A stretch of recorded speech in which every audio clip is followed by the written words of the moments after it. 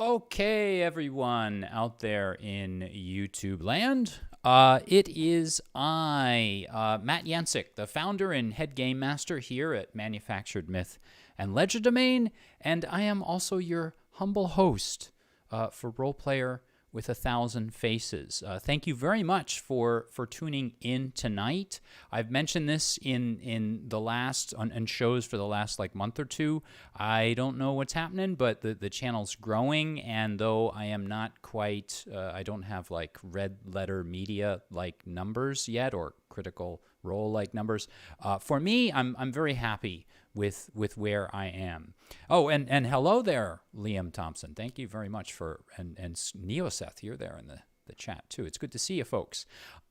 So if you're interested, and if you in maybe helping the channel out a little bit, and helping us grow even more, because I have a sneaking suspicion that we're not sort of growing just because of me. I think it's because of the cool guests I have and because some of the cool viewers out there are spreading the word.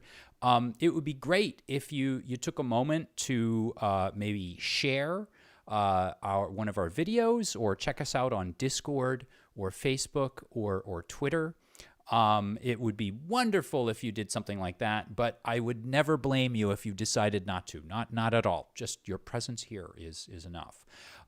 So to tease a few things that we have going before we get to the main event tonight, I wanted everybody to know that just yesterday I managed to secure a super cool guest.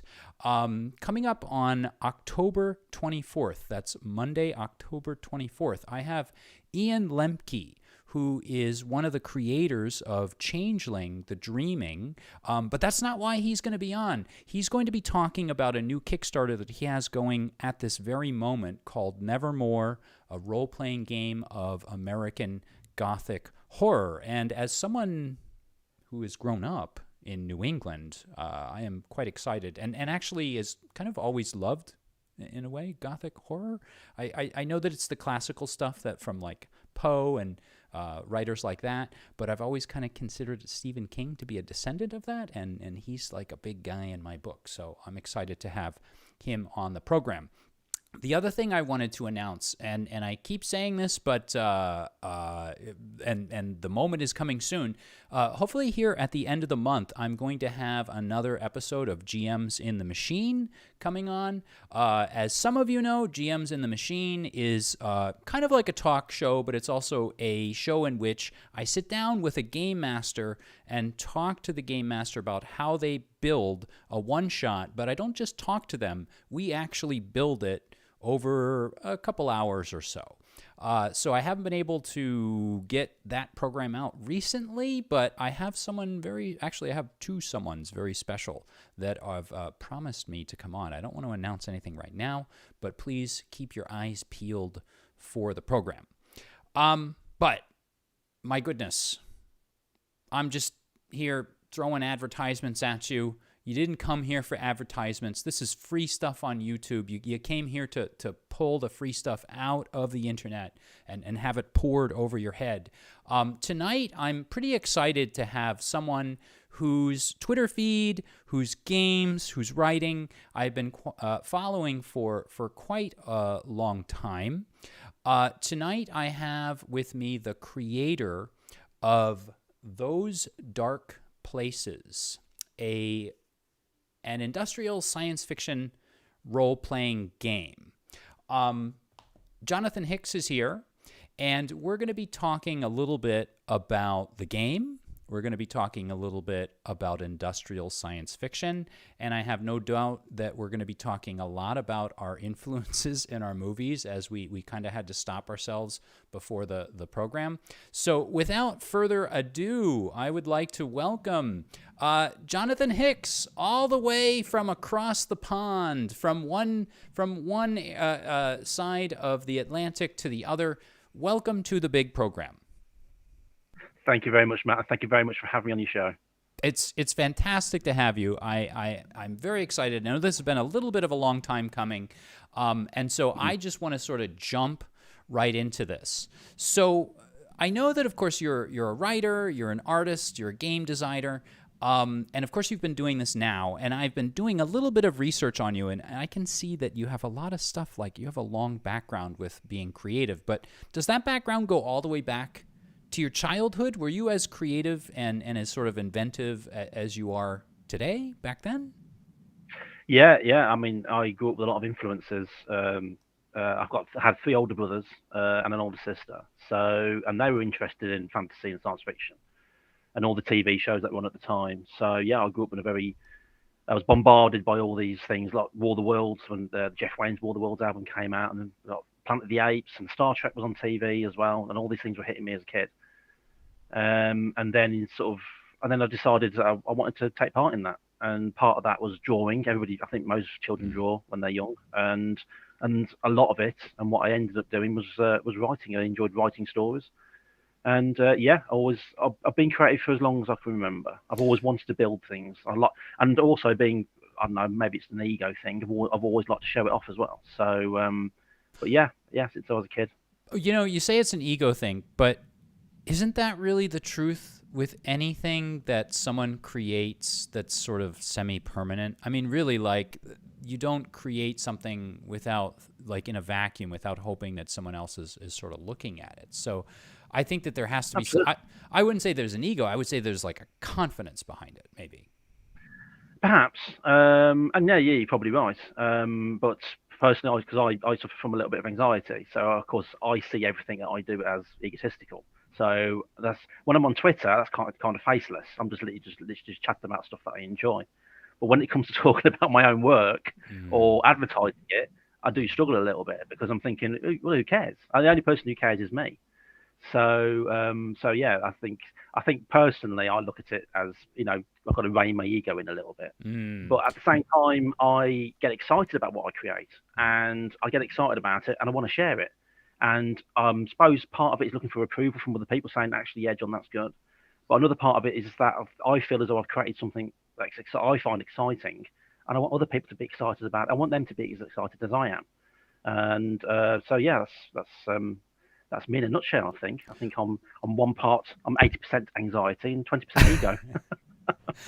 You know what I would say to that, though? I would say with the 80% anxiety, that's what probably makes you a good artist, right? Like, I feel like, I'm sure the anxiety forces you to go back and, like, sharpen what you've created, and over again. make it better, Yeah. spot all of those little errors, and really try to sort of crank it up, like, as Spinal Tap would say, to 11, right? So then, like, it's a really beautiful work. Well, I mean, I hope it comes out as a beautiful work. I mean, I do spend a lot of time on it. I've just been working on a project at the moment, and half of it I've rewritten twice because I go back and I'll spot something and I'll spot something else, and then that'll cascade and then end up rewriting it.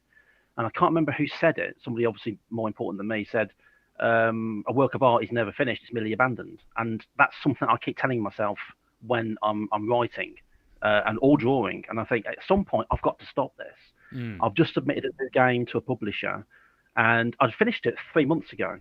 But for 3 months, in that 3 months between me finishing it and then submitting it, I kept making lots and lots of changes. And in the end, I had to say to myself, just send it. Just send it. You're done. Just leave it alone. Just send it. If there's issues with it, they'll sort it.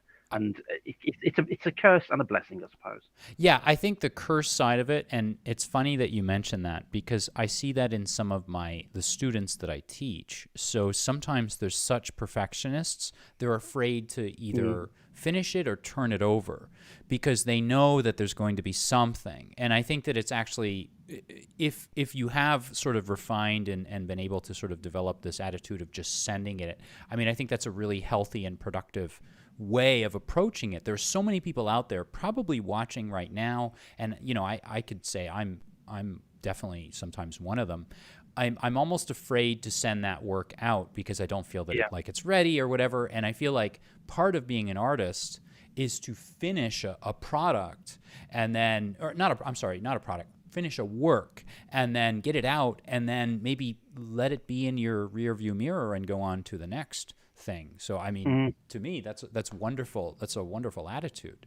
I set myself deadlines. I like to sit down. I like those ones, like officially published stuff. They're going through a publisher. I'm given a deadline, so I've got to do it by that time. And I always try to get it done like weeks or months in advance, so that give me time to nitpick over it before I actually do send it.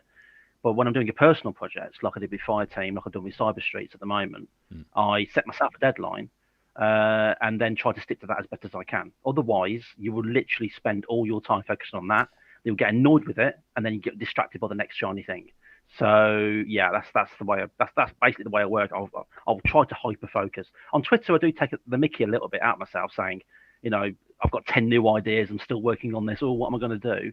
And that's true to a certain extent. It's probably overblown a little bit, but no, it's self-discipline at the end of the day. And sometimes it can be, sometimes it can sort of create more problems than it's worth. But yeah, one thing at a time. Set yourself a deadline. Just focus. That sort of. I've been reading. I do read your Twitter. So, ladies and gentlemen, I actually follow all of the people that I bring on the program, and you kind of know. I've probably said this before to those of you watching. I bring people on that I'm interested in talking to, that I think have something really interesting to say. And something I noticed that you did just a few days ago, you had your great idea where you said you wanted to take those dark places, cross it with I can't remember. It was a tall ship. Sailing across the ocean, and you said do aliens on the ship. Yeah. Yes, and you said, okay, if I can get like 100 tweets, maybe I'll develop this, or 100 likes, maybe I'll develop this. And what's I find to be very clever about that is I feel like sometimes as creators, some people, I'm sure maybe you feel this, but when you're creating, you're thinking, I'm just doing this alone. Nobody cares. Nobody's looking at it. But Twitter, at least in this sort of instance, allowed you to sort of just tweet out a few hundred characters. And then within like 24 hours, you have like 200 people that are very interested. And I'm sure that must have like fueled your confidence, your interest, and your excitement over which, and I'm actually, to be honest, I don't know if I'm more excited than you are, because I was just like, oh my gosh, that's such a wonderful idea. I want to steal this. But do you ever sort of are you tossing ideas out on Twitter at all for that, or? Absolutely. That's the reason why I do it, because unfortunately, when I'm writing for a publisher, of course, they'll take care of promotion and all that sort of stuff, which I also sort of help out with. Mm-hmm. But when you're writing for yourself, it's all self-promotion. I've got to self-promote. I've got to talk about things. I've got to put myself out there. I stay short from having hot takes or unpopular opinions, because that's kind of negative attention that I don't want. I'd rather talk about the work and what I find pleasurable about it. I don't like talking about things in a negative way. So when I tweet, I try to be as positive as possible, unless I'm tweeting about my cat biting me, which was really annoying. But I try to be as positive as possible. And a lot of the time I'll just mention something just to gauge a reaction. I've even gone as far as picking the best time to send a tweet out where it'll be effective over here and over in the States where the biggest audience is. So I just try to gauge a reaction. I got a half decent reaction for Cyber Streets, and I was writing that anyway, so I thought I'd just get that done. I'll just promote that as I'm going. But to be honest with you, the response that I've got for that idea, it's 1 in 100 that this happens, that I get a decent response. I'm not only going to develop the game, I'm also going to develop rules for people can play even more games in that kind of setting. That's in the great. 19th century. I love it. Because I was just doing some research in the week, and they were talking about 19th century cutters. Sort of trade ships cutting across the oceans. And one of the stats that they mentioned, which was very interesting, is just how many ships just went missing because they got things wrong. Something happened to the ship, got caught in the storm, but ships just disappeared and nobody ever saw them again. Right. And that, of course, straight away you're thinking, well, what happened to them then? Yeah. So straight away that starts creating ideas. And what better way? Because basically those dark places, you obviously replace sailing ships with starships. Yeah. So I'm just putting it back basically and saying, okay, stick it on a tall ship. You're going to have all these restrictions as far as technology is concerned. So let's see where we can go with this. And I came up with the idea of Alien on a tall ship years ago, because I was looking at these paintings, beautiful sort of 19th century oil paintings of ships in storms, and some of them were quite dark and actually quite mysterious. And I came up with the idea of why I was just going to run it as a game. And every now and then the idea pops back into my head. So that's why I started chatting about it. And like I said, the response has been so good. Yeah. So I mean, I feel like you could make a whole thing out of it. Like, honestly, like the idea, because I can see it. Like, what's funny is when you first mentioned it, I was sort of thinking one shot, and then I thought, wait a minute, like these voyages took weeks, and like this is like something where you could slowly go over time. That can be developing story. I mean, and it's a bottle. It's not a bottle episode, but it's like a bottle story arc, maybe. Yeah, yeah, not you mean. Yeah. No, I mean, there's lots of scope for it. I mean, you can go Lovecraftian, you can go basic sort of cosmic horror, you can go sort of monsters from the deep. You can do quite a lot with it. You can do just as much with that as you can do with spaceships. I mean, you've probably got more scope with spaceships because of all the weird stuff you can put out there. There's only so many sea monsters you can create, I suppose. But yeah, I mean, it looks to me. I mean, and the rule system for those dark places is so simple anyway. All I need to do basically is just make sure I'm mindful of the time and develop some rules for ships and sailing. So, but yeah, that's something I'm really eager to get started on it now. I'll wait till my current project's finished and done and released, and then that's probably going to be the next thing I work on. That'd be wonderful. You know, that's thanks to Twitter getting excited about it. Yeah, and getting me excited about it. Because if they weren't excited about it, nobody cared. Why would I? So, right. No. So thanks Twitter. There we go. Twitter, you've done something right for once. There you go. You know, listening to you talk about it, and this is something that I kind of noticed with the work of yours that I have seen. There's something that you capture, even though, you have a very, in the back of those dark places, you have a very short description of a possible setting with some suggestions and all of that. But what's funny is that even though you don't have like a huge, complex, involved setting for it, it's very atmospheric. And I feel like it very much, like looking at it, flipping through it, even say the way that, you know, you build like so for those of you that haven't actually picked up the game, and I highly recommend it, the game is written from the viewpoint of someone working for like the company or the corporation. And it's as if you are a new employee that's just been hired and you're sort of being taken through step-by-step process. It's very evocative. Can you tell me can we rewind and can you tell me a little something about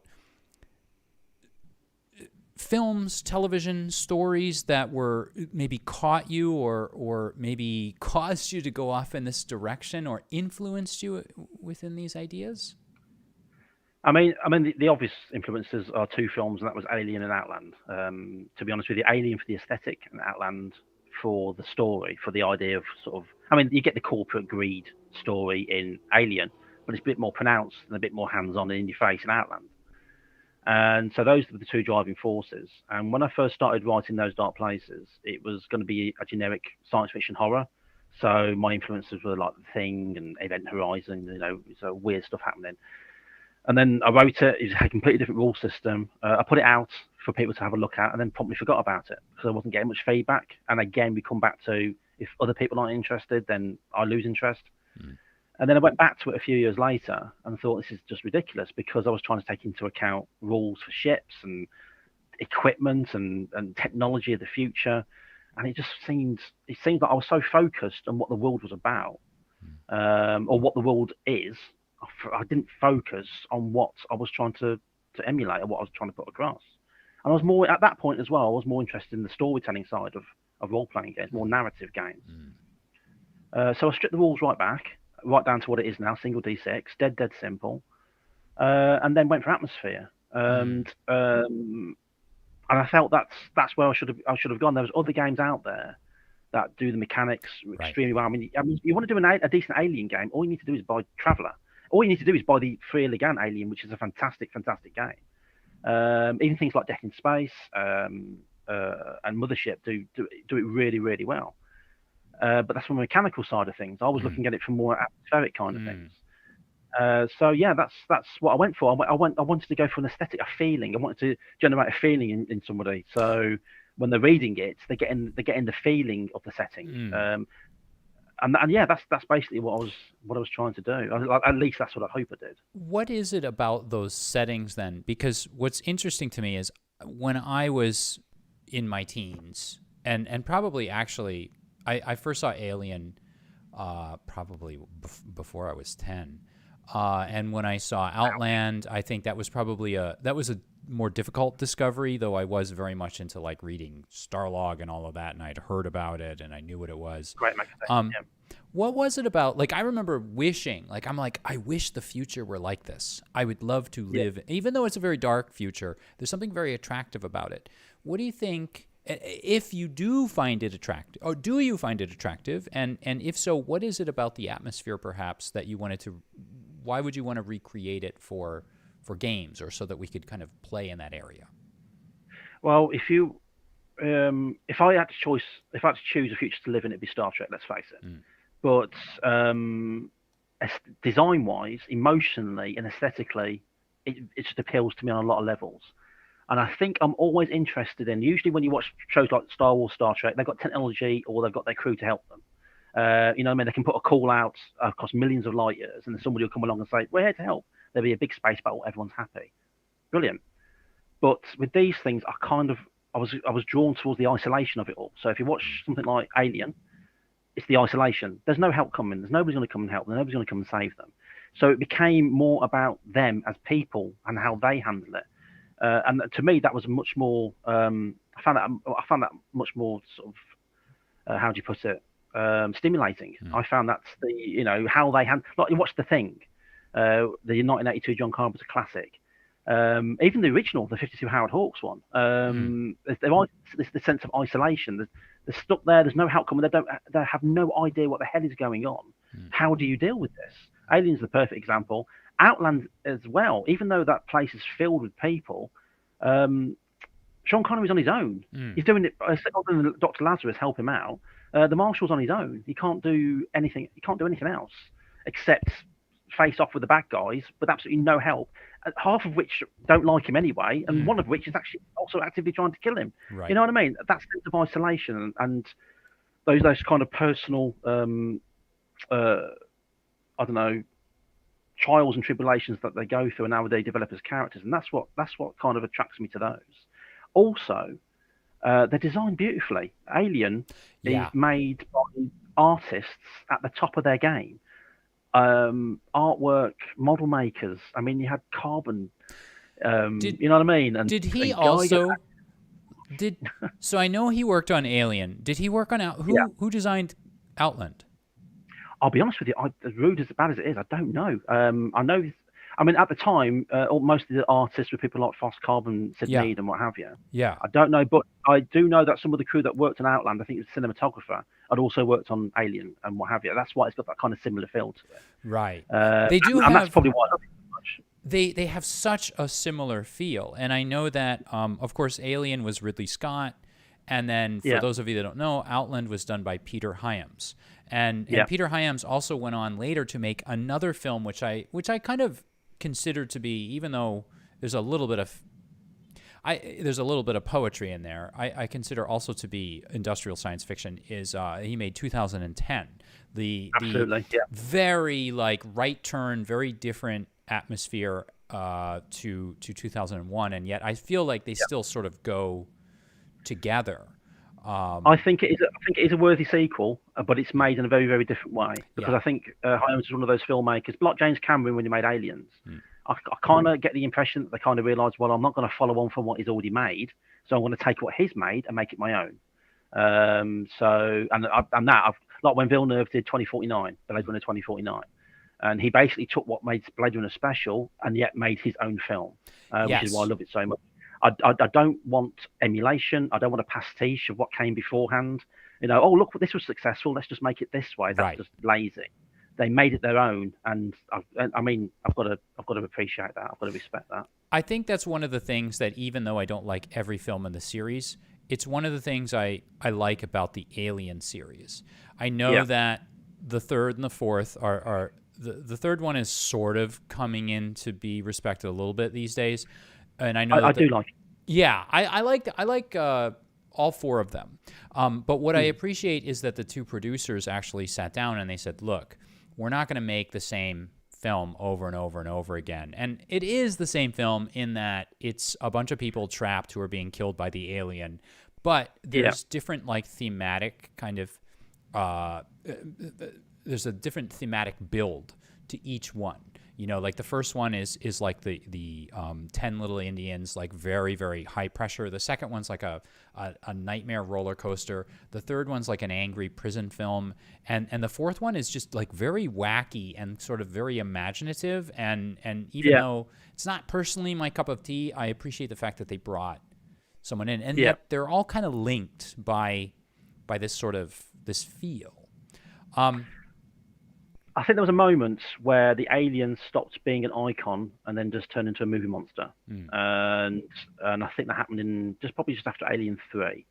Alien 3 came under a lot of flack, and I completely understand why, because it kind of makes the entirety of Aliens kind of pointless, especially everything that Cameron built in Aliens, and then it's destroyed in the first 10 minutes of Alien 3. But visually and emotionally, it's actually quite a satisfying film, especially the assembly cut. Absolutely, really, really good. But then after that, the Alien just became a movie monster, and then you got the Alien versus Predator movies, which I still don't consider exist. Yeah. And you know what I mean. And then things changed, and then Prometheus came along, and then the whole thing changed for better or for worse. But I can't remember. I think it was Ridley Scott that said it. They said there's no point in making a new Alien film because he's already made an Alien film. Yeah. The Alien already exists. Why make the same film? And I get that. I really, really do. But at the same time, I'm still waiting. I think the closest we've come to a proper Alien movie is probably Alien Isolation, which is my preferred sequel to Alien, because it carries on over those themes. And instead of changing the nature of the alien or changing how you deal with the alien, it changed the location. So it was bigger, more people. Right. No, this is what an alien. And then you could scale it up and say, imagine what it would be like if the alien got on Earth. Yeah. You know, you can make all these kind of have all these kind of thought processes. But I think Alien Isolation was. It was the favorite game for obvious reasons. Yes, and I actually I haven't played it. I really want to, but what interests me though is I feel like Alien and Aliens, they were kind of on this track. And what's funny is, depending on my mood, I may go back and forth between which one I prefer. They're both fantastic in very different ways. Alien 3, and I'm kind of going to assume you might be familiar with the wacky production behind it, but it went through many bizarre script rewrites. Like at one point... So strange. Yeah. Even during production, it was weird. I know. The attitude to... Yeah, because they started building sets and they had one script, and then I guess they rewrote the script and they were like, well, I guess we still have to keep using these sets. And I know at one point, Vincent Ward, the director of The Navigator, and I actually read, I've got all of the scripts like I used to.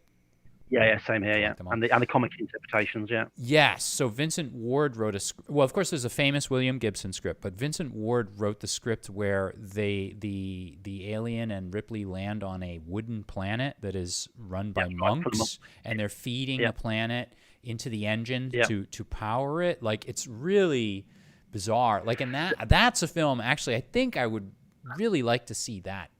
I would have liked to have seen that for the same reason that I wanted to see Jodorowsky's Dune, because just the ideas that he was having. I mean, Jodorowsky's Dune would not have been Dune. That wouldn't have been a Frank Herbert film. That would have been a Jodorowsky film.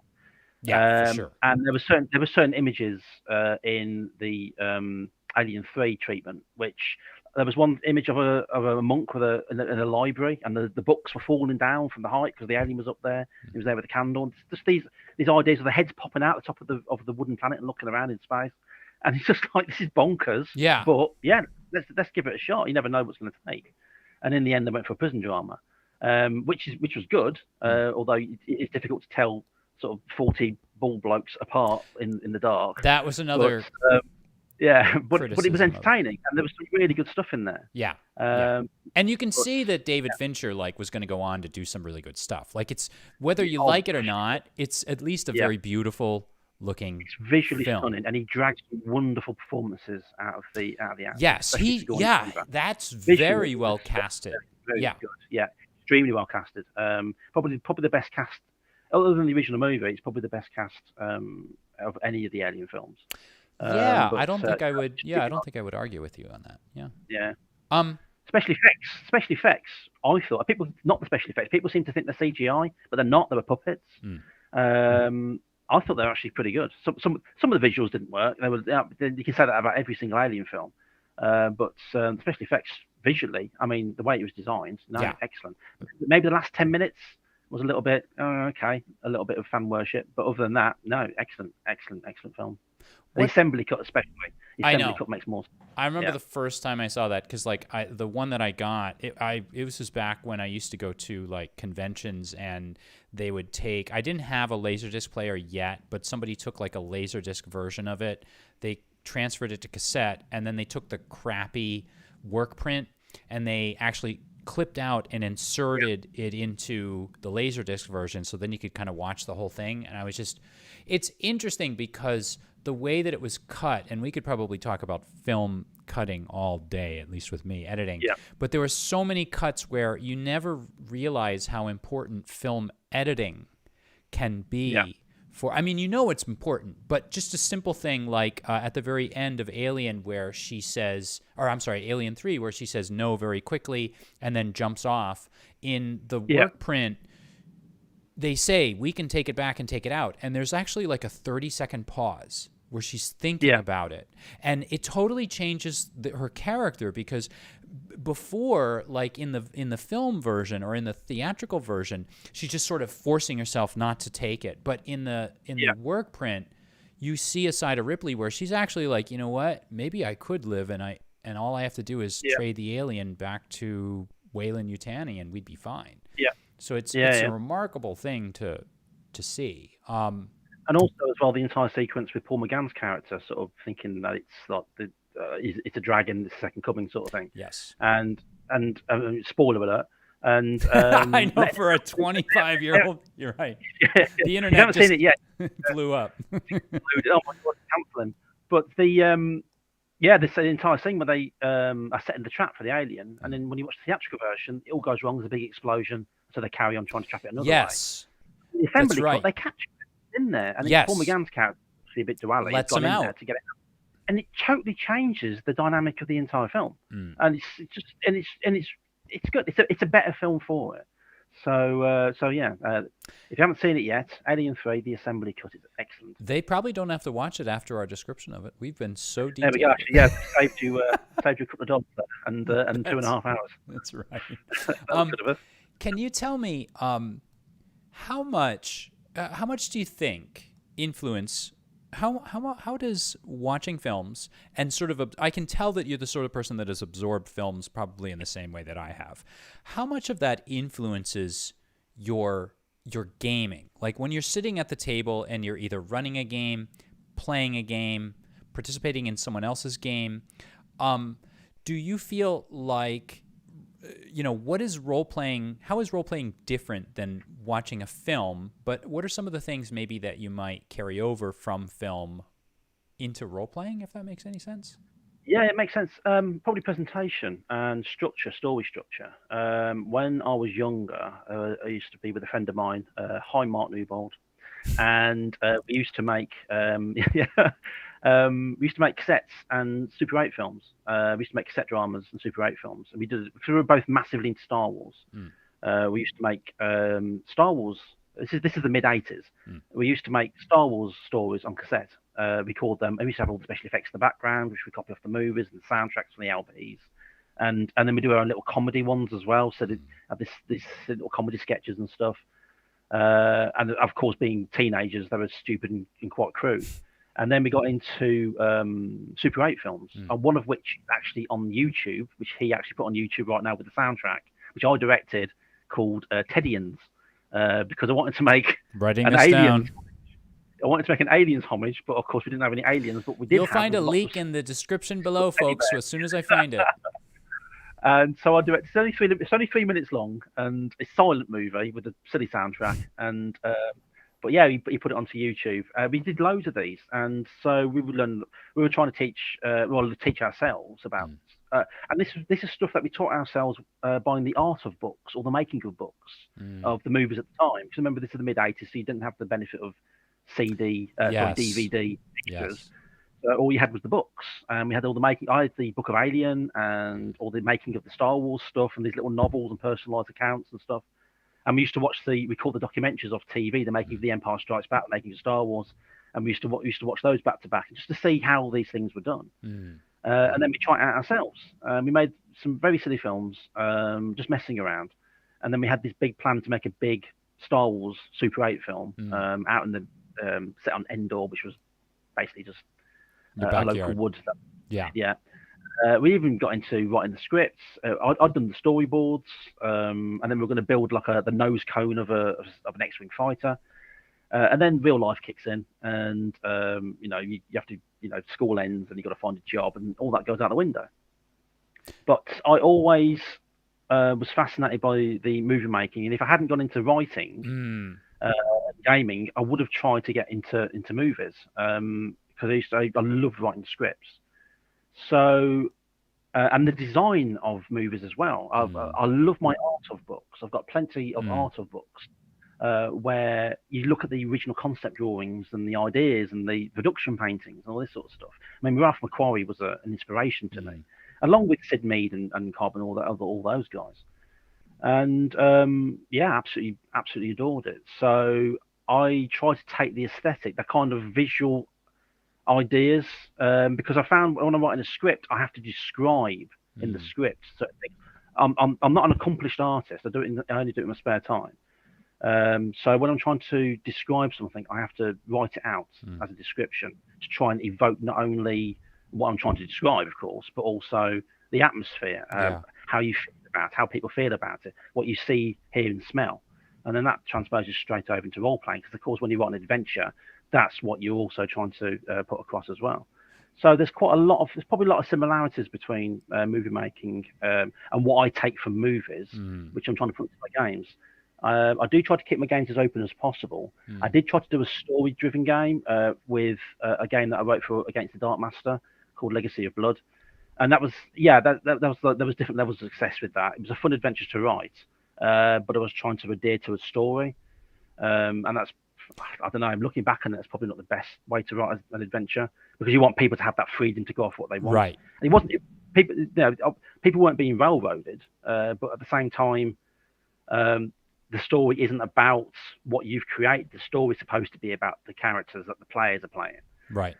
So I take a lot of ideas from aesthetically, design-wise, visually, emotionally, and try to move those over into games as much as I possibly can, without basically pointing a finger in the games master's face saying, "This is how you should be running it." Well, and if you don't run it, you're doing it wrong. You definitely leave what I appreciate about.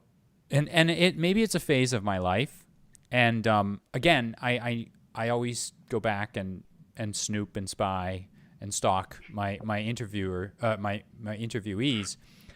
Maybe it's a phase of my life, but I mean, for years now, all I really want is a very simple rule set to sort of hang a story on top of, and for it to be very flexible. And I'd read on Farsight Blogger there's a link below.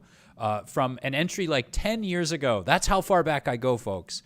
10 years ago, you said that you were kind of done and kind of like fed up a little bit with complex games, and you were really getting into rules-light systems and rules-light design and all of that. And I think that that's something that, for me, and again, I don't mean to keep putting this up here like a shill, but the thing is, I do like the game a lot. And one thing I want to kind of illustrate is that the game is actually, if you look at it, I think it's like 150 something pages, maybe even less than that. 28 pages, and probably 28 pages of that is rules. Yeah. Yes, it's very sleek.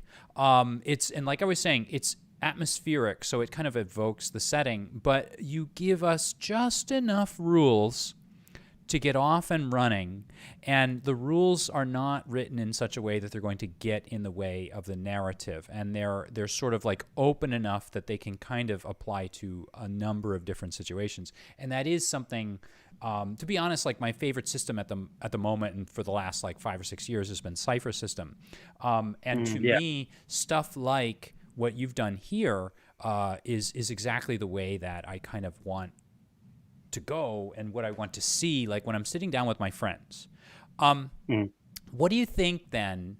What appeals to you about now? Are you more of a GM or a player? What would you consider yourself? Probably 90%, 95% GM. So, I was in my old group from years and years ago. I was the forever GM. So, but now you're by choice.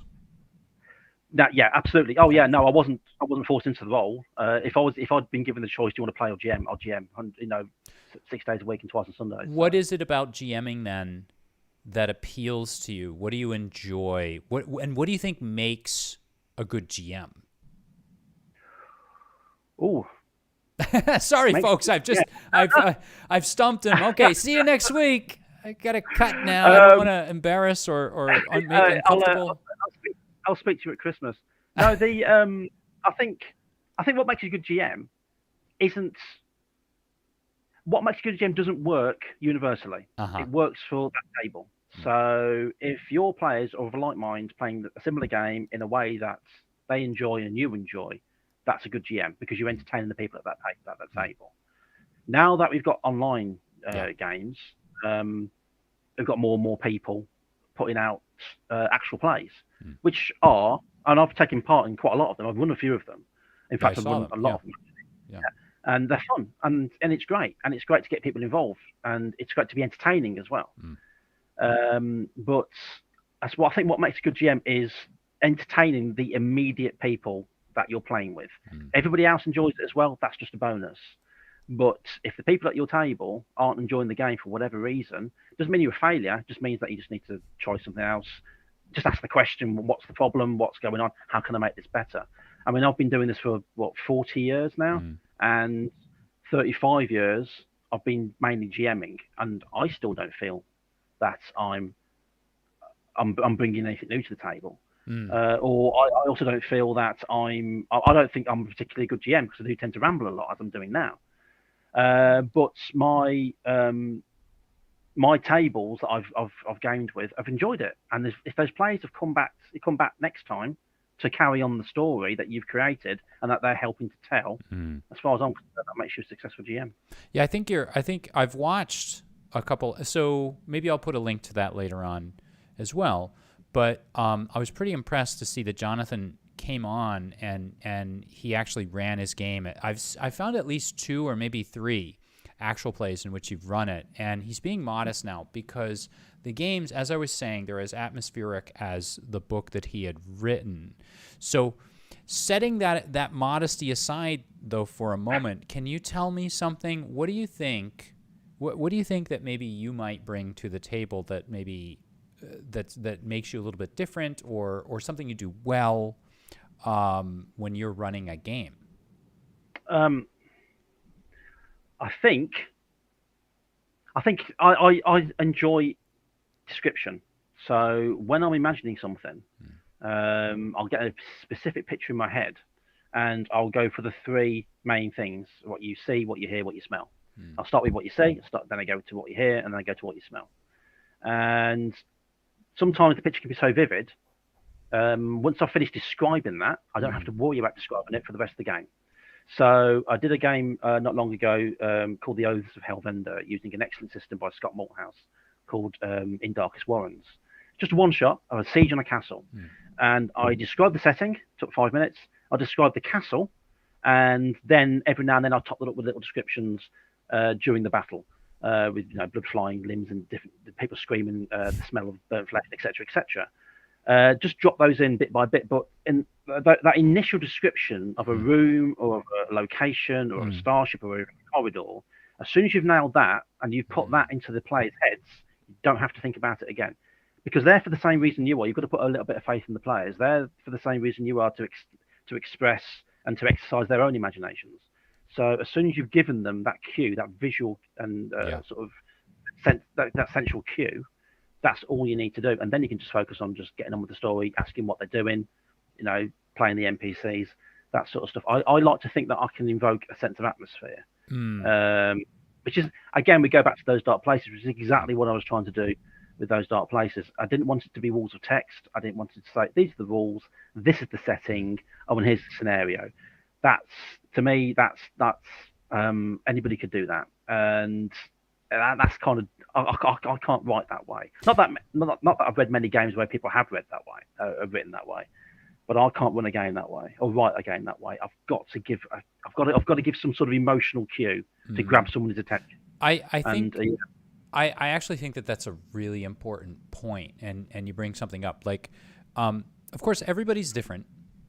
And I think I'm more in line with your sort of school of thought on this than maybe a different school of thought. But sometimes what I see in some games is a game master, and this probably is also from teaching as well, is a game master who sort of gives you a sentence or two, and then some people talk, and then there's a sentence or two, and then some players ask questions, and there's another sentence or two. And I sort of feel like the mood or the atmosphere is interrupted, and the game master isn't quite giving. I mean, of course, sometimes it's necessary, but I mean, when you're sort of setting a scene, I feel like the players are sort of, there's a moment for the game master to shine for a little bit. And if you, like you were saying, I think is very important, is to just sort of set the mood, set the tone, create the setting, and then step back and sort of let the players play in that world. And I think you're right. You should give your players more credit. Yeah. And because they do, Absolutely. like, it's a wonderful when like those things click in their brains. And also many GMs, and I've played with a few GMs who are basically there to tell their own story. And I've been guilty. I was guilty of that when I first started GMing. I was there. I had a story in mind, and if you deviated from that story or you interrupted me doing a monologue, you know what I mean. I was offended because you know I've created this. You all sit and listen. Right. I'm God, and you know what I mean. I know for a fact that I used to be like that in my early days of gaming. But as long as the GM sort of realizes it's not about you, it's about the players, and it's about how they interact and the decisions that they make. Nobody cares about an NPC making these decisions and saving the day, or a GMPC. That's the worst thing you can do. But they do care about their own characters having an influence. And I've also noticed as well that I don't rely heavily on rolls, dice rolls. I prefer it when somebody comes to a decision without the need for a dice roll or something happens. Because I've always found, and when I think about my old games, the ones that I enjoyed the most, I remember situations that my character was in and how he got out of them, not because of the dice that he rolled, but because of the things that he said or the things that he decided to do. And those are the moments that you remember. So I don't remember the mechanics. I remember the how I felt when a decision that I made actually worked. And that's what that's the sort of thing I try to get into a game. I want the players to do well. I'm not building a death trap for them to go into and say, "You lost, haha, I win." You know what I mean? In that case, then let's play Warhammer. That's not what for me personally, what role playing is about. I want the players to do well. You would think but that. I also want just like you're describing, I think that those moments, of course, there are, like when you roll the die and there's like you get a 20, when you roll the die and you get a 1, there's sort of an extreme moment, right, where that will stick in your brain. But how many people out there remembers when you roll the die and you get like a 13 or whatever? So I think what you're saying is really like an important kind of lesson here. I like this too. What I see from the what you're describing is the players are sort of, something's clicking in their head. And I think that click of making a decision is far more memorable, because usually there's some sort of emotion that's sort of coming from deep within you, or some sort of idea or decision that you've just made. And when that clicks, that's probably going to resonate more and be remembered more than, say, just rolling a die and getting like a 16, which is okay, that's pretty good. You can go ahead and do whatever you want. So I think that's really interesting, actually, for me. I never quite thought about it that way. The thing is, dice rolls can be a lot of fun, especially if you're playing a game that's geared towards that sort of thing. I mean, Dungeons and Dragons is geared towards that sort of thing, especially 4th edition. I really enjoyed 4th edition. It was really, really good. I mean, I got back into I hadn't played D&D in 20 years, and it was 4th edition that got me back into Dungeons and Dragons, and it was a lot of fun. The guy that was running the games for us, Jason. Hi, Jason. He was my first DM back in 1984. So to come back all these years later in 2009 and he's running the new D&D, it was brilliant. But it was also D&D 4th edition that made me realise that I wanted rules-like games, because I felt that the mechanics intruded on the game a little bit. Because he built this wonderfully intricate dungeon with this really interesting bad guy, who was basically like a race against time. He was like, we were like Indians. He was like the Belloc. We had to get to this thing before him for the same reason. Really good. And it was really tense, and there was moments of drama, and we're great. And then we got into a fight, and then the game just ground to a halt. because suddenly it stopped being about the story and about Right. the narrative. Yeah. It became about the mechanics. Yeah. And I found in a lot of games, as soon as the mechanics kick in, Yeah. everything just grinds. And this combat that we were in, because you can remember D&D 4th edition, you had all the combat powers, and Right. the daily, the encounter It was powers. quite complex. You had Yeah. to keep track of what you were doing. It's quite complex. Don't get me wrong, it was great fun. We had great fun with it. When we started playing it as a miniatures game, we had much better fun with it. But everything just ground to halt. In this one combat, we were fighting 3 guys and an hour and a half, and it was like, Yeah. what? Really? And it's like that's game night done with. I just turned up to roll some dice, wait my turn, and then go home.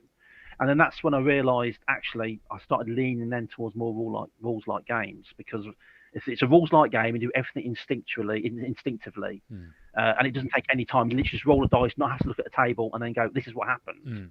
Then it doesn't pull the tension out of the game as much as a more involved game system does. There's a time and a place for involved game systems, and I really do enjoy them. But personally, I think the older I get, the less I can be bothered to wait. It's so funny. I hear that.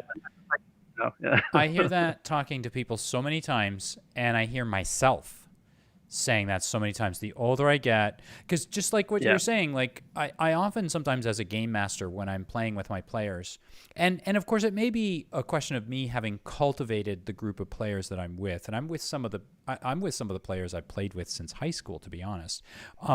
You know, I almost feel bad when, like, I find running and managing combat to be really tricky, because on the one hand you want to give them enough, but you don't want to give them too much. And when it becomes a grind where we're just sort of going around on the table, and what I typically do, and my players, please cover your ears at this moment, what I typically do is sort of cheat. When I feel like it's starting to go on a little too long, I sort of know how it's going to end.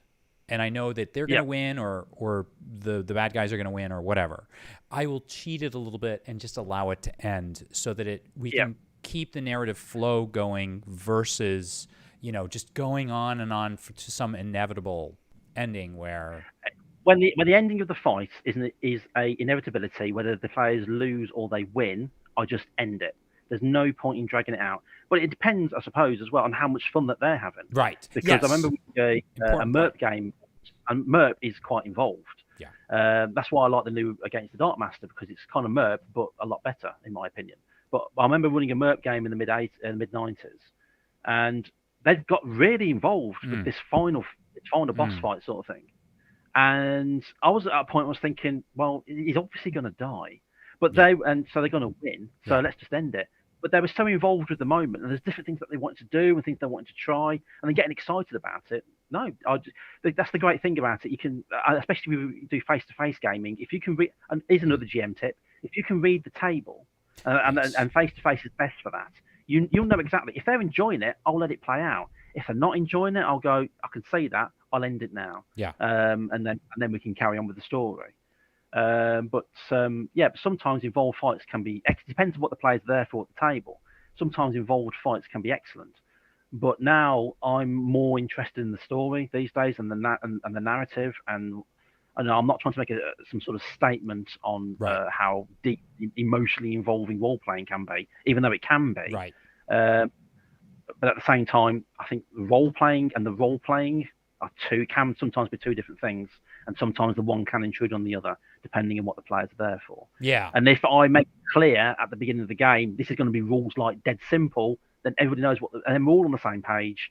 They know what I'm trying to emulate, and then we can just crack on from there.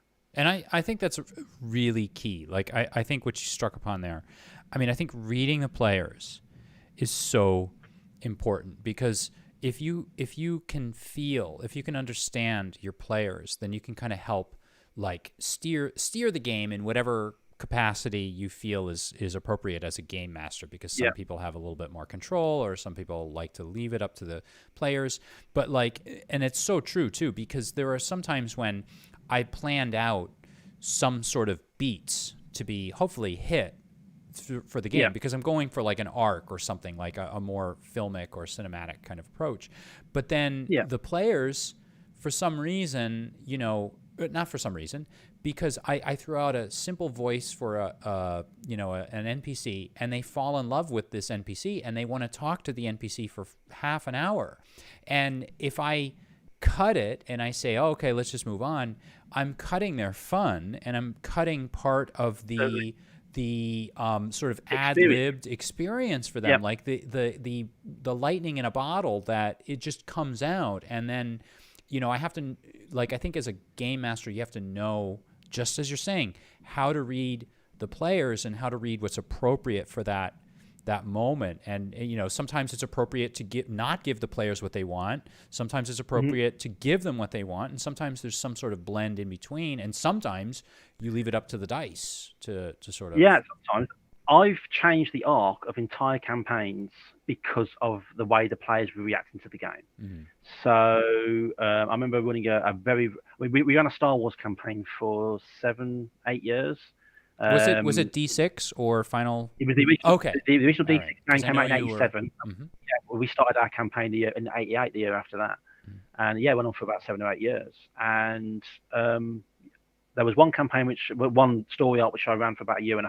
We got about 7 months into it, and then the way that the players were reacting to what was happening was completely different to what I had planned, to what was going to happen, and everything changed.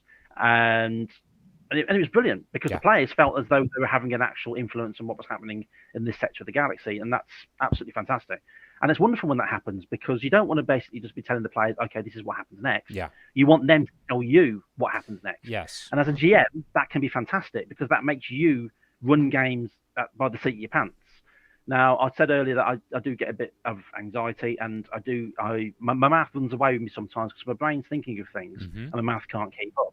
So when moments like that happen, I suppose it's ADHD in a certain way.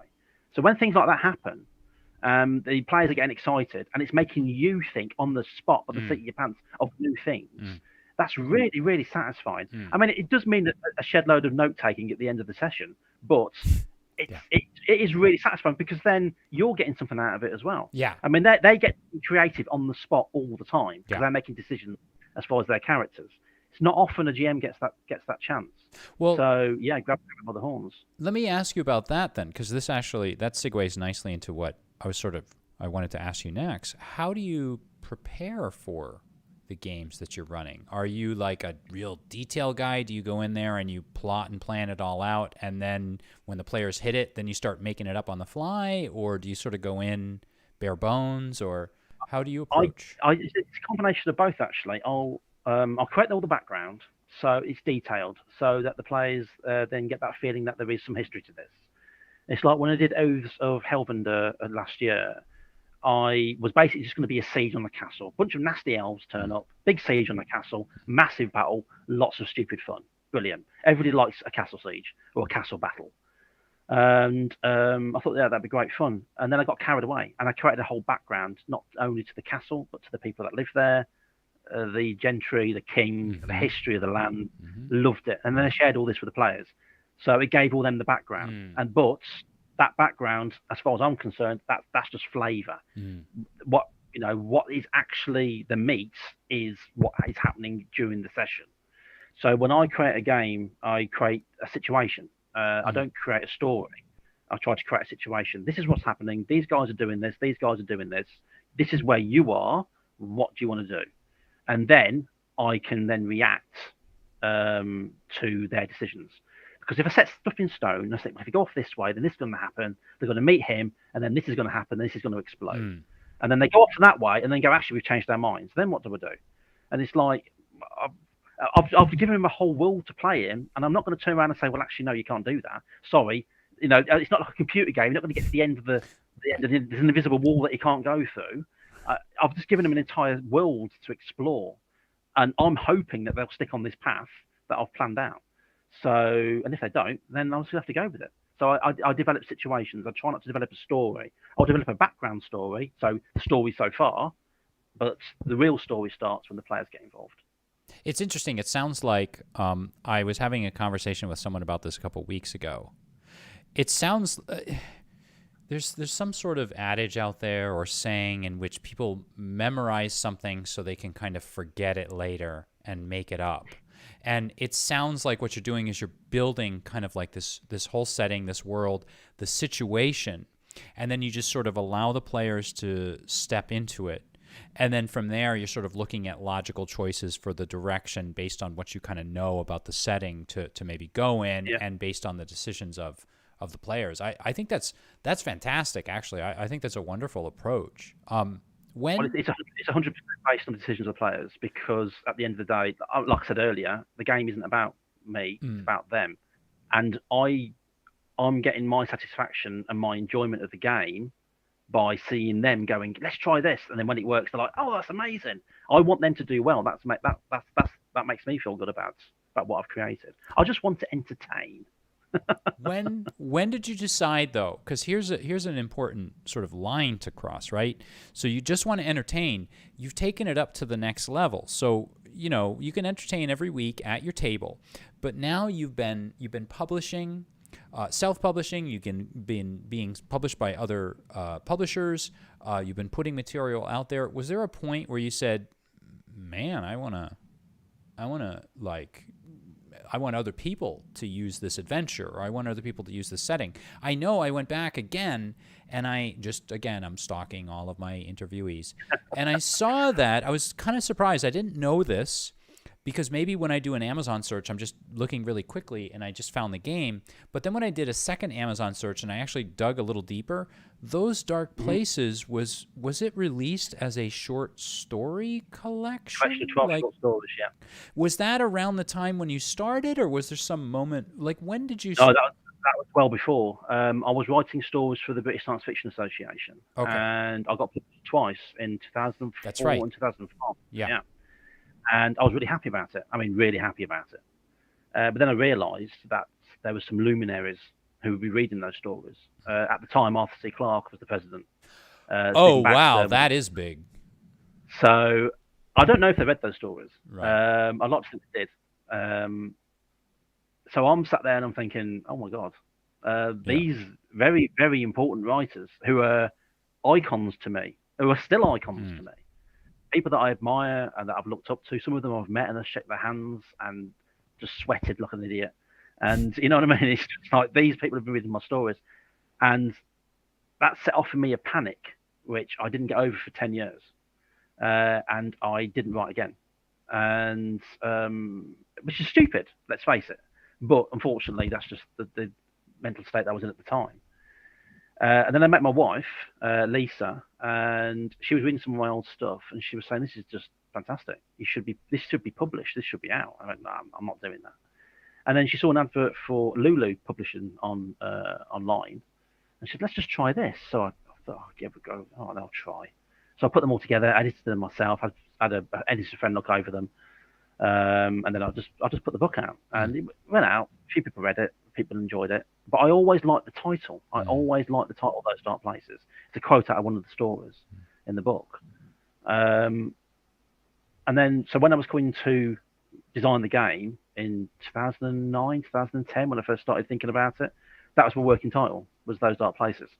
And it just stuck. But to be honest with you, the short stories in Those Dark Places, other than a couple of them, like It's Not in My Job Description or Jumper, they've got nothing to do with the role-playing game. It's just in name only. It's just the title that I used. I just liked the title. I just thought it was quite evocative.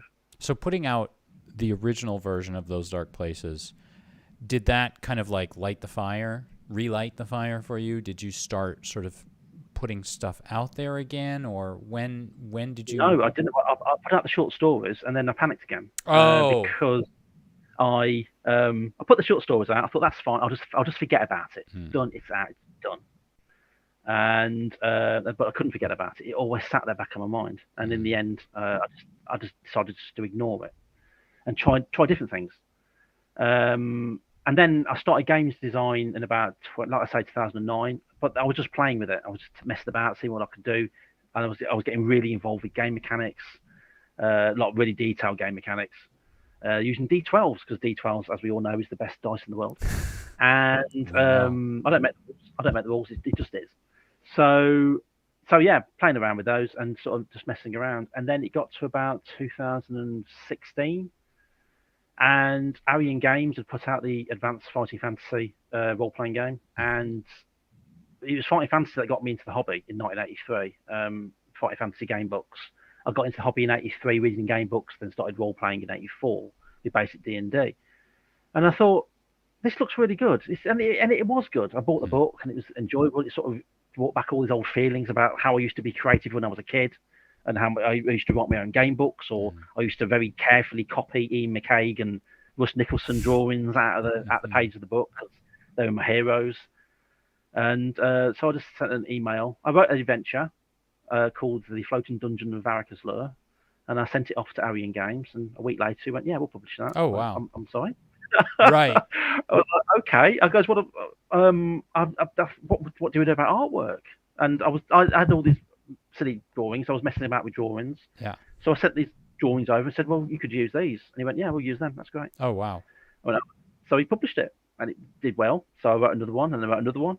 Originally, I spoke to them about doing a science fiction version of Stellar Adventures, called Stellar Adventures, based on Starship Traveller, the third book in the series, or the fourth book in the series. Sorry, that's my Final Fantasy knowledge going out the window. So I started writing the rule book called Stellar Adventures, but then I had again another moment of self-doubt and panic, and there was stuff going on, and I couldn't finish it. So I said, "Look, I'm sorry." And then a year later, he said, "Look, I really like what you've done. I'm going to finish it and publish it." And he did. Oh, wow. It went out with my name on the front cover. And as soon as I saw my name on the front cover of an official fantasy product, I was like, "Well, that's it. Just do it. Just do it." And then just went on from there. It sounds like those, and again, like I feel like this is very healthy, like in a way, and this is the way that I try to sort of foster with my students and whatnot.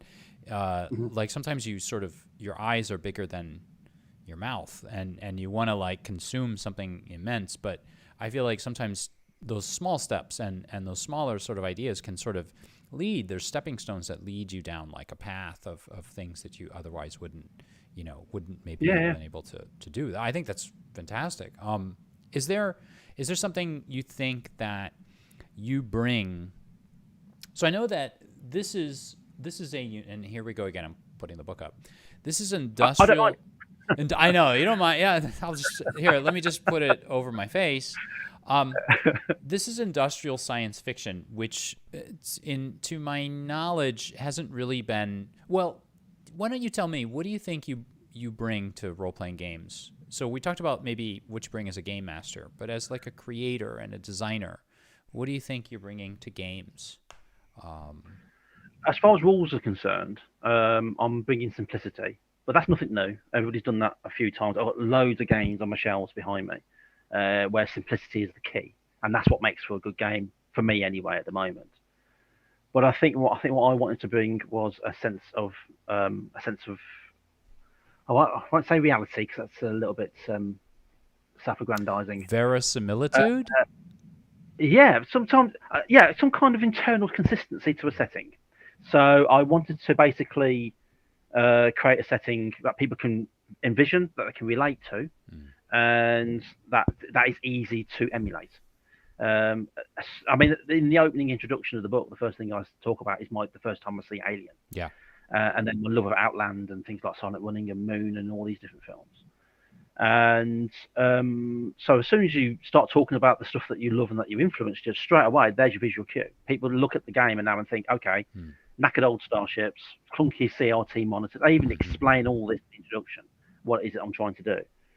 And then I thought, okay, that's fair enough describing what your influences are and what you want it to look like. But how can you maintain that level of atmosphere throughout the game without it just being walls of text, which is something that turns me off in a lot of books, not just role-playing books. So that's when I came up with the idea of the narrative, of somebody explaining to you the rules. And I got that idea from Greg Kostikian's first edition Star Wars rules from 1987. Because the way he wrote the rules is as if he's chatting to you like a mate. It's like he's chatting to you like your mate sat across the table. He's like, look, let me talk to you about this game. It's brilliant. And he's just chatting away. And he's making silly comments in the text. He's referring to real world stuff in the text. He talks about melodrama and how melodrama is easy to role play. It's really good fun, blah, blah. And it was, and it still is in many respects, as far as I'm concerned, one of the best ever introductory role playing games for anybody. It goes through every single step and explains it in a simple, concise, and friendly and entertaining way. It's really, really good book. And that's what I wanted to try and do with Those Dark Places, except in a more sort of a dark and more cynical way, because it's sort of future corporate sort of nightmare, dystopian nightmare. So that's what I want to do. So I think what I've tried to bring is a sense of atmosphere, and try as well to, because I've watched some of the let's plays and the actual plays by other people online, and they've all gone for that same kind of atmosphere, which I'm really happy about. I'm really happy that they've sort of taken on board my love of dark, miserable science fiction, and have tried to do their own version of it. And for that, and now I'm really happy about that. I think the book makes it clear what my influences are. How would you define then? So what is it? Because I've heard, you know, films like Alien or Outland being described as science fiction, but we know that it's a little bit more precise than that. And sometimes I hear them referred to as, say, I might hear Alien referred to as horror, or slasher, and then like Outland, a space western. But there's something sort of different going on there. And I've heard people push as far as into, and I can see an argument for this, like cyberpunk as well. You chose the descriptor of industrial science fiction.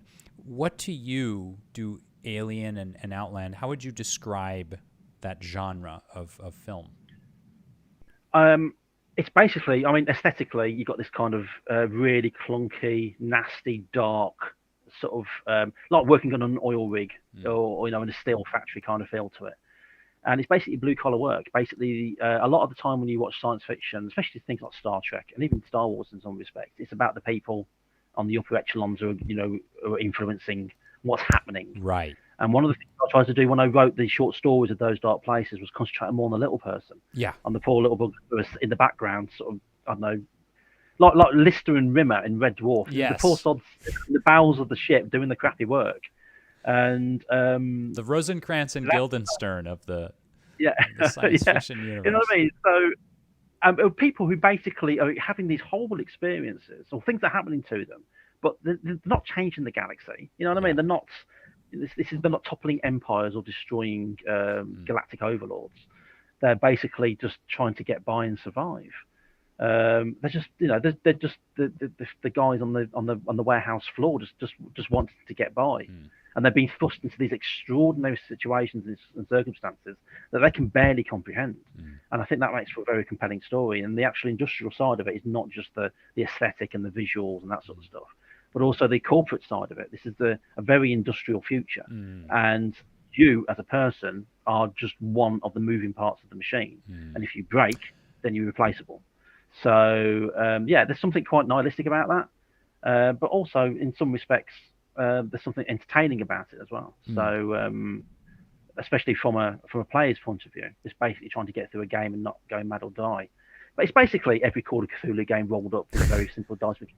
Right. I mean, you were talking earlier about Alien being sort of horror. Yeah. And I agree with that. But there's something very, very Lovecraftian about it. Yeah. And I think one of the things that the other films lost, especially with Aliens, I love Aliens, but I think it's a fantastic. It was my favourite action film of the 80s, and it influenced me for God knows how much longer. It's wonderful. But I think it was a bad sequel because it basically, with Alien, you had that kind of Lovecraftian cosmic horror.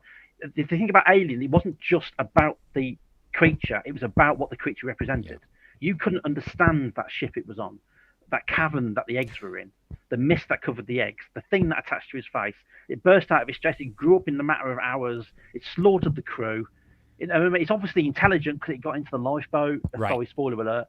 You know what I mean? So it's, you don't understand it, and because you don't understand it, that's what makes it terrifying. And it was Lovecraft himself that said that the fear is the worst thing ever. I think now that you mention it, I do see the atmospheric and inspirational differences. So in a way, I feel like there's a copy of a copy of a copy going on. And so if you look at it like so I was sort of thinking about what you were saying about the alien creature itself being very Cthulian.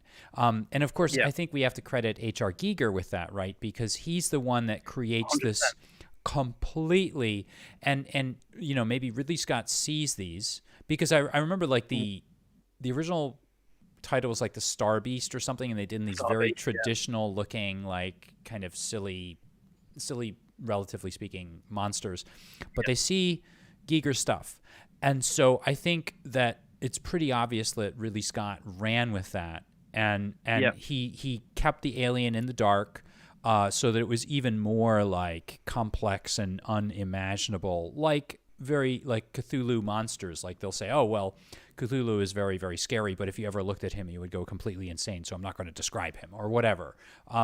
Like you feel that. And then when they come in with Alien, kind of like linking back to what you're saying also before, they know that they don't want to just retread it. And we know kind of in retrospect now that James Cameron's not the sort of guy that wants to just imitate someone else. So he cranks it up and he says, okay, how about aliens and more of them? Yep. And it becomes more about being swarmed than it was a quiet sort of film about. So totally. it sort of evolves and sort of mutates into something very different, because even the monsters, I would argue, Stan Winston, I think, made the ones in the second one, which are beautiful. The alien's beautiful, but it's even that, like going with your theme of like industrial and mass production, they've got like just a zillion of them, which are actually not as darkly lit. They're kind of lit in this sort of bluish sort of way, and they sort of rely on the they rely on the fact that there's like 5,000 of them on the screen to hide any imperfections in the suit, whereas in the first one they rely on the dark and sort of the mood. So interesting. I mean, the second one, Aliens, is excellent because it's a roller coaster ride. Whereas the first one's a haunted house, this one's a roller coaster, and it's thrilling and it's exciting. And let's face it, it is one of the best movies of the 20th century. It's just insanely well made. It visually absolutely stunning. Cameron did an amazing job. But I think in some ways, the beginning of the end of the nature and the mythology of the alien was kind of ruined in that film.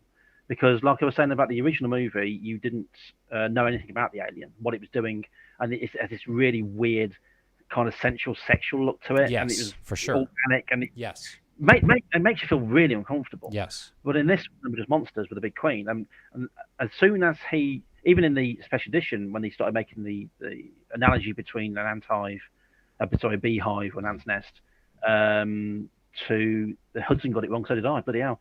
To the queen, as soon as you get your real world analogy, that's the queen. She lays eggs. Basically, they're giant ants. Yeah. Basically, what James Cameron made was the modern version of them. So, and as soon as you get that real world analogy, all the mystery just goes out the window. And then it's not after that, other than Alien 3, of course. I feel after that, it was every time you spoke about aliens, you spoke about Marines. It was always Marines, right? Aliens, Marines, yes, aliens. That is very true. Very true. Yeah. And don't get me wrong, I loved the hell out of it. I mean, I was a testosterone charged teenager. I loved it throughout my teens and my 20s. I mean, I was there on Aliens on opening night. I was 15 years old, and it was just a revelation to me. And I took that with me for years. And it wasn't until I bought the anthology box set in the early 2000s and I was watching the making of, I started to realise, actually, I think Alien is actually my favourite. And I wish they'd stuck with that aesthetic and with that kind of feeling, that kind of mysterious feeling. And it wasn't until Alien Isolation came along that I felt that I got a proper sequel to my favourite film of all time. Brilliant. Let me ask you this. So what was... So there's about 2 pages of sort of suggested setting if someone is hard up for a setting and cannot, or desperate for one or whatever. How much of that was what was the reason behind that choice? As opposed to giving someone a setting to play with, you decided to keep it rules light, evoke the mood, and then just give a couple pages for those people that might wish to have it. What was your kind of philosophy behind that? Well, the couple of pages was me throwing a bone, basically. I realised when I was writing it, I'd actually written the entire background. I've actually got the entire background. I was going to ask about that. Okay. I've got the entire background written. I've even got a timeline and the history sort of all written out. Very interesting. So I know exactly what the world's about. I even had a bestiary written out as well, which unfortunately I can't find the file at the moment. I've got it somewhere. About different ideas and stuff, most of which made it into a free supplement that I wrote called the GM Simulation Expansion, where I suggested different things and creatures and zombies and monsters and Cthulhu-esque kind of stuff. But then as I was writing it, I realised I was actually penning people in. I felt that I was basically saying to people, okay, here's your rules, here's your world, and here's the boundaries. and I don't like that in a role-playing game. I've never liked that in a role-playing game, and so I took them out. And I thought, well, I need to give them something. I need to put something in just to give a little bit of structure. So that's why I left those 2 pages in. And I even took out the Starship rules as well, which I've designed. I've redesigned them since then, and they will see the light of day at some point. Because as I was running my first games, somebody made a good point saying, well, actually, your starships are more just locations. They're just, you know what I mean? They are literally just like your castle. You don't write stats for a castle. Right. No, you don't write stats for a dungeon. Right. So then that's basically what they are. So, and why have stats for what is basically huge seagoing tankers? Because they basically run themselves. I thought, yeah, that's a really good point. Let's just lose that then. Just, you know what I mean? I'll go into detail of the kind of ships that you can fly and what goes into it, just to give some story ideas and hooks. Yeah. Because everything I write about the setting and everything in there is basically about what the players are going to encounter. Right. So that gives the ideas and hooks. Yeah. And then I also wrote a massive bestiary, and there's different monsters, genetic monstrosities, and weird zombie-like creatures, and bacteria and infections that drive people mad, and blah blah. And I did about 4,000 words of that, and I sat down and read it back to myself. I said, "Where's the mystery?" And I went back to what we were just talking about with me and Alien. There was no mystery, and I realised if I put a bestiary in, and any players read this, it's going to be like reading the monster manual or reading a monsters book. You're going to know what to expect. And that's the mystery out the window. So what I wanted to do was put the power back into the hands of the GM and say, just do what you want. Because if you're doing what you want and there's nothing pre-written, your players are not going to know what to expect. And that's going to be the tension. That's going to be the tension behind it. As far as the setting was concerned, yeah, like I say, there's part of me that kind of wishes that I had included the setting, but it would have been weird, considering the nature of the book, of the guy basically talking about the job, suddenly talking about the world that, you know, as far as he's concerned, the people that he's employing already know about. It would have been a bit strange, especially if it went on for pages and pages and sort of broke that flow. But that will see the light of day at some point. I personally like the choice. Like I was saying, as I get older, I prefer rules light systems. And you know, it's a choice for me. Like I tend to homebrew a lot. It's very rare for me, and I don't know how you feel about this, but it's very rare for me to ever like pick up a setting and say, I really want to play in this setting. There are a few books, like I've mentioned it on my channel. Like I love the setting for Numenera. That to me is like a fantastic setting. There's another. It's actually a French role-playing game that takes place like in Paris in like the 1800s. That I really love the setting very much, and I love to play in that setting. But it's very rare for me to kind of like, and it just might be my GMing style and maybe my players what they like. But I really like to just use my own ideas. All I really need are the rules to create it, and that's the thing I appreciate about your game is that I've seen Alien a zillion times. I've seen Outland. I've seen 2010. I kind of have ideas about stories I want to tell. I kind of have ideas about monsters. I kind of have ideas about mysteries. And you've given me the rules that I need to do that, and I don't feel penned in. And I'm not worried that some player is going to show up at the table and say, well, on this space station, actually, this is true.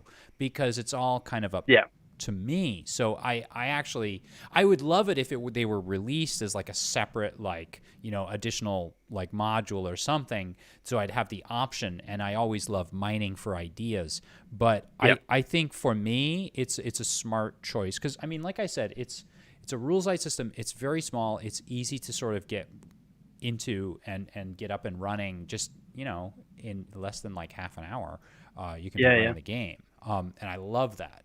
Let me ask you this though, because there's a whole other aspect of your interest that we haven't talked about. So I wanted to ask you, we've focused primarily on industrial science fiction in general here, but I do from time to time see tweets about fantasy and a film that we both share an appreciation for, Dragon Slayer, and a dragon that we are in love with, Vermithrax Pejorative, and like can you tell me the greatest dragon of all time? The most tell us why he's the greatest. I agree. Why is he the greatest? Yeah, because again, we're coming back to atmosphere. The great thing that Dragon Slayer just exudes is atmosphere.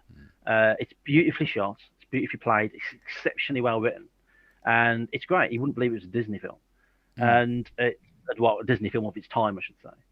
And they were going through their dark phase at the time, so things like the Black Hole and the Black Cauldron. Yes. And so, Right.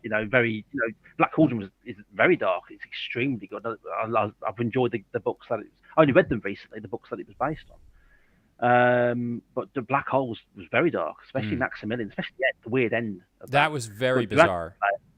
Yeah, but Dragon Slayer, its atmosphere, and it also evokes a period of a pseudo history that I'm in love with. There's a role-playing game, Dragon Warriors, which I absolutely adore. It's very low magic. Well, they say low magic. Half the careers in it are magicians, but it's very low magic. It's got a very kind of it's got kind of rooted itself in a believable history, and that's what I love about Dragon Slayer. It feels like a real world, because visually and aesthetically. And but Vermithrax, the thing is, we're talking about build up to the monster reveal, and they're talking about Vermithrax. You see its claw, you see its tail, you see a shadow in the sky. It breathes fire. You see that happen, but it feels like the expectation is building. What's this thing going to look like? And then when he goes into the cave, and she's there. And she lifts it, and she's roaring. She lifts her head up. She's breathing flame. What an introduction to a movie, a monster. She lifts her head up, roaring, because she can't burn poor Galen with the shield up, and she's blasting the fire through the stalactites or stalagmites. I always get that wrong. And she's just roaring, and then he runs off, and then that's character. And then her character is then sort of shown, because she sort of turns and looks as if she's saying, "How dare you? Where do you think you're going?" And then she's after him, and then she finds, and then you get that moment of tenderness where she finds, sorry, spoiler alert, where she finds the dead cubs and what have you. That's right. That is killed, and then there's a moment of that gives her character, and then there's a moment in that moment where you're thinking, was that really fair? Yeah. Why didn't they just give her loads of cow to eat? Why did they sacrifice? Was that what Vermithrax wanted? Or is that what they were doing because they felt that that's what needs to be done because of their sort of weird beliefs? You know what I mean? Why just put loads of sheep down there? Surely she'd eat that. What are you trying to tell me that one single female virgin is keeping her alive twice a year? I don't think so. And so straight away, of course, I didn't have those thoughts at 12 years old, of course. But then straight away, that gives her a bit of character, and then because of course, because the wizard has also discussed earlier about how there used to be dragons in the sky, and the wizards and the sorcerers were responsible for them being there. It's like, well, what does that mean? I want to know more. And it's just the world was just so rich, and it was just so beautiful. Yeah, Vermithrax was just, like I say, you look at the dragon in Dragonheart, and it's a lot of fun, but it's very, very cartoonish. Yeah. Voiced by Draco, voiced by Sean Connery. It's a fun film. And it's a good action film, actually. It's really good stuff in there. But it's a bit more it's very cartoonish. That was probably more Disney than Dragon Slayer. That's true. Yes. But Dragon Slayer was just just a stunning film. So well written. The opening 10-15 minutes where they go to the Sorcerer's Tower and he puts them for the test, just visually, it was just extremely well done. And straight away it develops the atmosphere. Excellent film. I think. Sorry, I got a little bit. No, that's really fine. Like, because I tell you as well. After years, I finally found the novelization. Oh, the novelization! Oh my gosh! I had the storybook. Yeah, that's the next thing I've got to get. I had the storybook, but it was missing all the color plates. This is the wrong edition. It's missing all the color plates in the center. Oh. Although I'm not too sure if that exists. I've got to find that. Is too bad. So, ladies and gentlemen, I don't know if this is done these days, but in the old days, when we were kids, they used to release these novelizations of films that were not based on books, and they were written by people like Michael Kahn or what was it? Alan Dean Foster did a bunch of them. And as an example, I've got the Outland one. Oh, and just to show you all, in the inside, in the middle, they put in photo plates, sometimes in color. Yeah, especially the Close Encounters one that I've got here is excellent in colour. Oh, nice. But yeah, they put photos in the centre because, of course, in the sort of early 80s, no internet, no DVD. Yeah. We didn't even have home theatre at that point. Yeah. So the only way you could experience the movies was in novelizations or in the photo books. So you can look at those same pictures over and over again and imagine in your head what you'd seen in that film. And these are gold. These are really I exciting. love They should do those. more. I used to read I those love like them. crazy. Even when I did see the film, I always wanted to read the novelization because it contained a lot of information that was usually in the screenplay or in a prior version of the screenplay and would have a slightly different kind of feel to it or would offer up more info. I think Alan D. Foster was the master at that. Alan D. Foster is just, even his own work, the guy is just amazing. He could do both. Like, it was He could, fantastic. stunning, but his film tie-in stuff was just stunning. And I've got loads of his stuff. I've even got a copy. Do you remember The Sword and the Sorcerer? Yes, from the of mid-80s? course. Oh, yeah. I found the novelization of that. Literally just sat on somebody's table in the used bookstore. He only wanted a quid for wow. it. I went, are you sure? That's £1, £1 English pound. I said, are you sure? And as soon as I said it, he looked at me, and I'm thinking I shouldn't have said that. And I just went, yeah, here's your quid, here's your pound. And took off. It was like, I did wow, something like that. I remember finding like the Akira Laserdisc for like $20 in New York City once, and I took, I was like, maybe there's a zero missing on here or something, and this was after it had like gone out of print. It was I want to say it was a Criterion version, and I took it up to the counter, and I was really nervous because, and I put it down, and I was just waiting for him to ring it up so I could like get safely out, and he goes, and after he'd rung it up and I paid for it, and he's like, that was a pretty good deal, wasn't it? And I was like, are you kidding? It was a steal. And I just like ran out of the store. Like, I was so excited. Right. Well, let me kind of end on this then. Let me ask you about your future plans. I know that right now you're working on, Cyber Streets, right? Yeah. Can you tell us a little bit about that and what your plans are for Cyber Streets? Well, it's finished now. I actually finished it today. So you heard it here first, folks. Yeah, that's out on October the 26th. It just needs a bit of tidying up and what have you. It's completely self-done. There's a wonderful artist called Dean Spencer on Drive-Thru RPG who does lots of stock art, and I found the perfect cover, so I bought that and used that as the cover. And I've done all my own interior art. I've manipulated photographs off the internet because I don't have an art budget. Mm-hmm. So basically, I wrote a game a while ago called Fire Team, which went quite well. James S.A. Corey was interested in it, and he bought it, which was quite nice. Wow, that's nothing to sneeze at. So yeah, he was on Twitter, and I was just chatting about it, and I just mentioned it, and he mentioned on Twitter, I'm interested in this, and I was like, really? Yeah. I had to check 3 or 4 times. Is this the real James S.A. Corey? Yes, I've fallen for a couple of those myself. Yeah. Yeah, I'm somebody taking the mickey, but no, it was them. We exchanged a couple of messages. So I offered them a copy, but they said no, we bought it because we want to support publishers. I mean, cool, brilliant guys. So that gave me the impetus. Again, we were talking.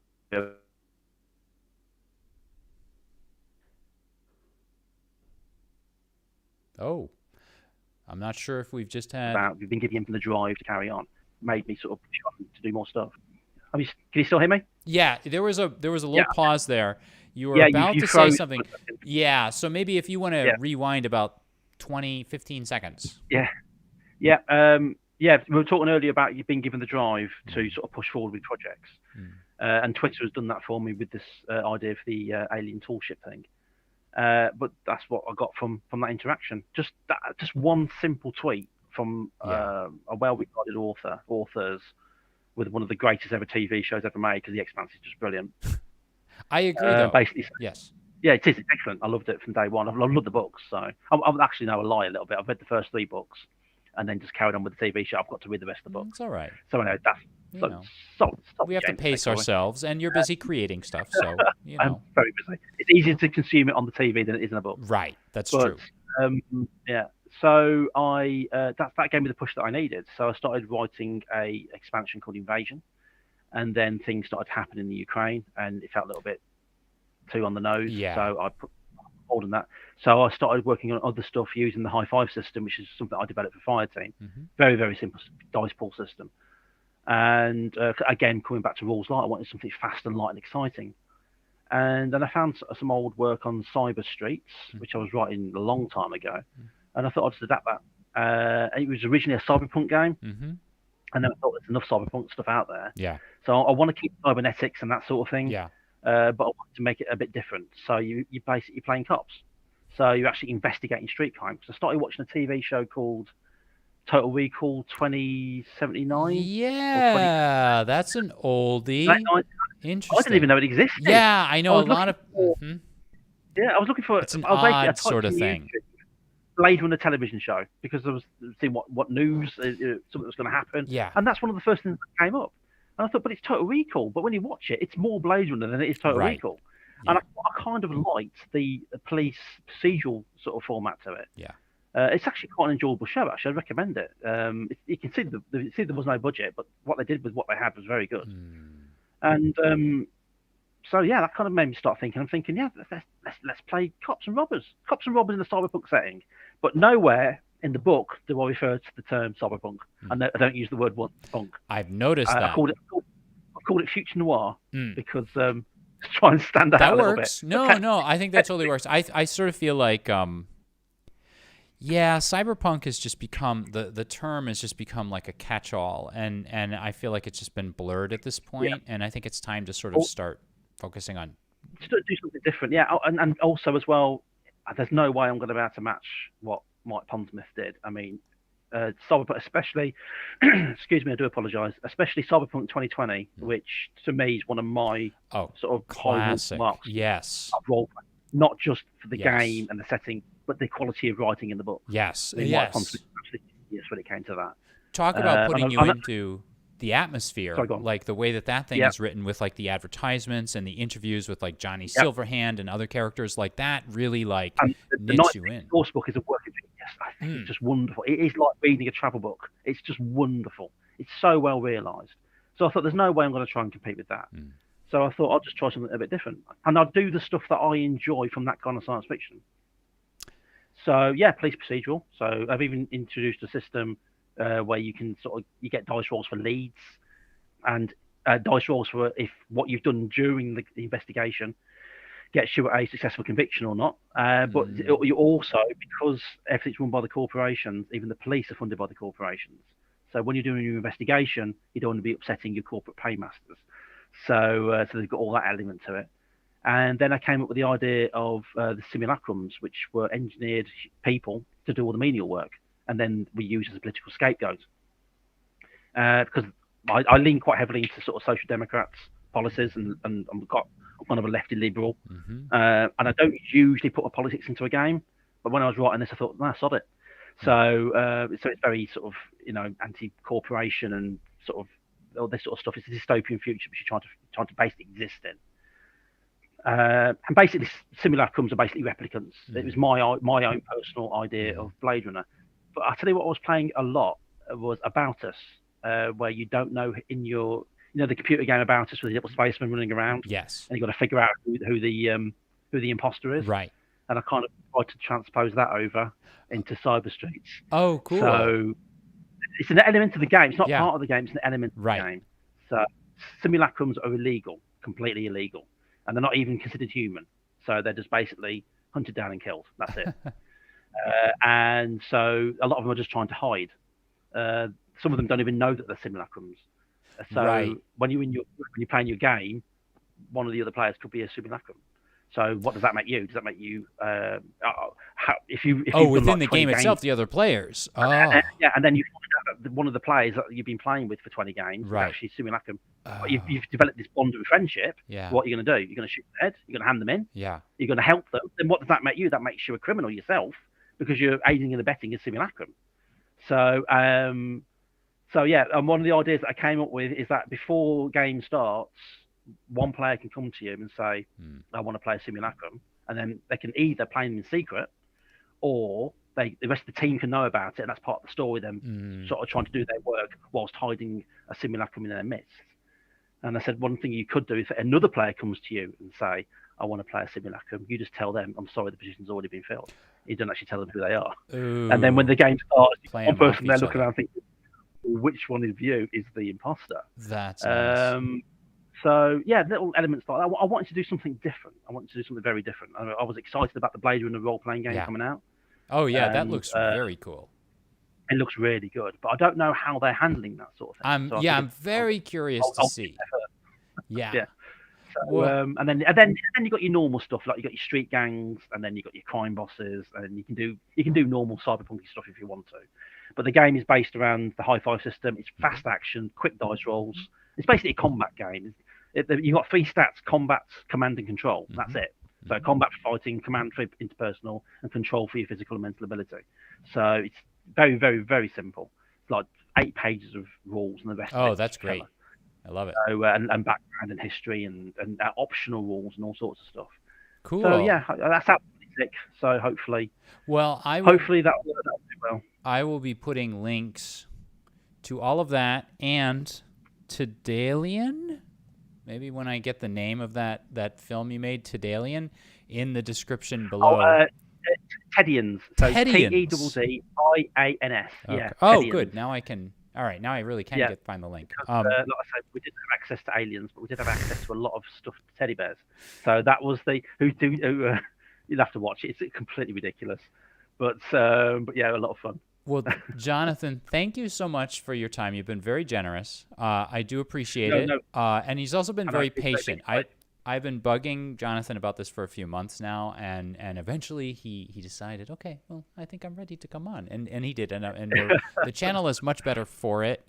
I appreciate your time. I really appreciate the invitation, and I appreciate you taking the time to. I know that we took a little while to sort of sync schedules, but I appreciate you taking this time, and also I apologise in advance for any rambling or tangents that I went off on. Again, you're being my mouth isn't as fast as my brain. No. It was wonderful to have you. And for you, the viewers, if you would like to see more guests like Jonathan Hicks on the program, please do think about liking and subscribing, but maybe even more importantly, sharing this. The more you share it around, the more exposure the channel gets. I've mentioned this before. I'm not doing it for fame and fortune. I'm doing it to be a little bit selfish. I just really like talking with interesting people. Maybe it's the teacher in me, and I like to sort of bring them to other people, to viewers, to sort of learn and glean things from. So if you're interested in following the channel on other formats and platforms, please do check out. We are on Discord, Facebook, and Twitter. The links for those are all in the description below. And finally, coming up on, as I mentioned, on October 24th, we're going to have Ian Lemke. He's one of the creators of Changeling the Dreaming, and he's got a new Kickstarter coming out called Nevermore, a role-playing game of American Gothic horror. But last but not least, I just want to say, do check out Those Dark Places. I didn't mean to bring it up so much. Like, I don't, in my interviews, I bring people on that I think are interesting to talk about and talk to. Yep. And I don't mean to, like, just sort of make my show into an advertisement, but I bring people on that I think honestly have really interesting things to say, have created really interesting works, and Those Dark Places will make you think, and it will probably change the way that you play your game a little bit. If you're not a rules light person, I think it's going to turn you on to the power of rules light. So, Jonathan, in closing, thank you very much. And for all of you out there watching, please have a great game and stay safe. We will see you on the next episode of Role Player with 1,000 Faces. Thank you all very much.